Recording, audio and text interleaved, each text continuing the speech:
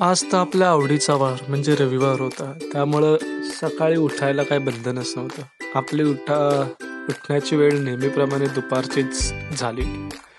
उठलो, कसाबसा आळस झटकत मस्तपैकी खाली येऊन गरमागरम चहा टाकला.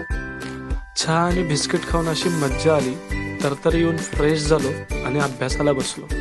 कारण अर्धा दिवस घालवला होता, थोडा दिवस सत्कारणी लावायचा होता म्हणून अभ्यास केला.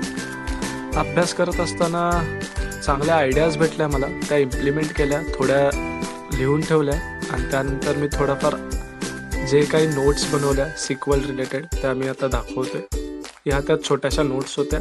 त्यानंतर जेवण बनवलं. जेवणात फक्त ब्रेड पनीर हेच खाल्लं. बाहेर जायचं होतं पण पुन्हा एकदा वरुण देवतांनी कृपा दाखवली आणि प्लॅनचा उदास करून टाकला.